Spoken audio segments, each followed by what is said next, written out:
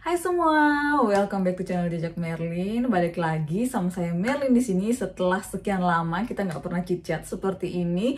Saking sibuknya berburu dolar, akhirnya hari ini sebelum saya berangkat kerja saya menyempatkan diri untuk bikin short video ini karena ada kabar gembira buat teman-teman semua yang sedang memakai student visa di Australia.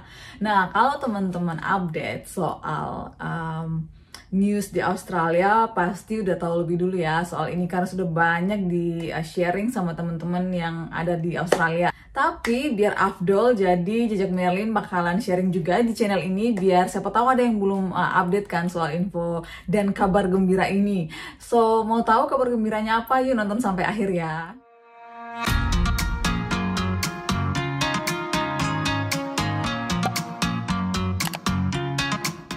Oke, kabar gembira ini karena di bulan Mei ini government mengeluarkan pengumuman yang sangat baik buat student visa, yaitu kita diberikan relaxation untuk working hours kita.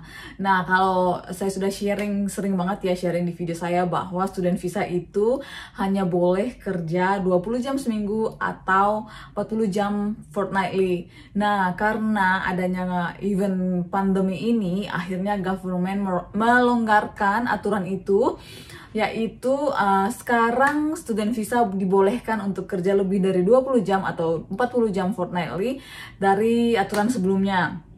Nah, sebenarnya sih kalau saya, karena saya kerja di aged care, atau kalau teman-teman yang kerja di healthcare area, sejak tahun lalu sebenarnya kita udah boleh diizinkan untuk kerja lebih dari 20 jam. Itu kenapa kalau teman-teman sering bertanya, kok nggak pernah update sih kak? Ya karena saya kerja lebih dari 20 jam di akhir-akhir ini, jadi nggak ada cukup waktu untuk bikin video. Tapi karena ada kabar gembira, jadi saya update hari ini ya.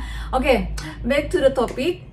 Jadi per bulan Mei ini government melonggarkan lagi, lebih longgar lagi. Jadi bukan hanya teman-teman student yang bekerja di aged care atau healthcare yang boleh kerja lebih dari 20 jam, tapi buat teman-teman yang kerja di hospitality dan tourism atau agriculture as well, teman-teman boleh kerja lebih dari 20 jam seminggu atau lebih dari 40 jam fortnightly.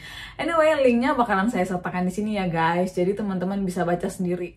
Ya, jadi emang karena pandemi ini border tutup dan nggak banyak orang kan di sini, jadi sekarang bisnis itu sudah mulai berkembang dan butuh lebih banyak employee. Sementara karena border tutup, nggak banyak orang yang datang, jadi mungkin itu salah satu strategi pemerintah untuk memenuhi kebutuhan pekerja di Australia ya. Jadi ya, congratulations buat teman-teman yang sudah di Australia dan sedang pegang student visa karena bisa kerja lebih banyak lagi, artinya punya banyak kesempatan, besar kesempatannya untuk menghasilkan duit, untuk saving dan lain-lainnya.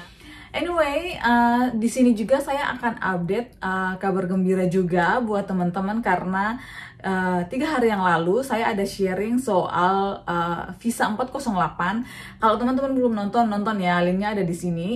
Di sana saya bersama Ari sharing soal beberapa syarat dan critical sector. Jadi kalau misalnya teman-teman apply visa ini dan kerja di critical sector, kalian mungkin bisa dapat 12 bulan. Nah, as we mentioned before di video bahwa hanya beberapa area doang dan waktu itu aturannya hospitality dan tourism belum masuk. Nah, per bulan ini juga 2 hari yang lalu government mengupdate bahwa hospitality dan tourism juga masuk critical sector. Jadi buat teman-teman WHV ya secara khusus yang kerja di bagian hospitality atau tourism.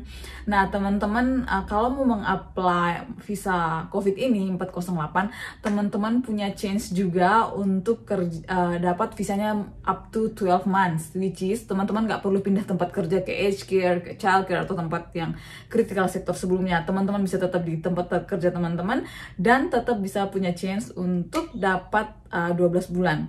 Dan selain itu, karena sebelumnya syaratnya critical sector harus bisa jadi syarat untuk apply next visa kalian. Nah, sepertinya hospitality ini juga bakalan masuk di karena sudah masuk di critical sector, bakalan bisa memenuhi syarat kalian juga untuk next visa. Tapi karena di webnya belum diupdate, jadi silahkan teman-teman ikutin berita-berita terbarunya dan dan cek terus website imigrasi ya. Jadi teman-teman bisa update karena kan setiap waktu aturan bisa berubah-berubah. Jadi ya mungkin hari ini saya upload video, besok sudah berubah lagi. Jangan dibilang saya menyesatkan karena kan videonya sebelum aturan yang baru keluar, seperti itu. Oke, itu aja sih update terbaru dari Australia. Semoga berguna buat teman-teman. Kalau masih ada pertanyaan, silahkan leave komen di bawah. Atau kalau ada request video atau yang lain-lain, silahkan leave komen di bawah ya. Biasanya kalau saya ada update-update hal kecil yang nggak perlu dibikin video, saya update di Instagram. Jadi kalau teman-teman mau update terus, silahkan follow Instagram saya di sini. Dan di sana saya suka sharing story-story soal Australia dan berbagai hal.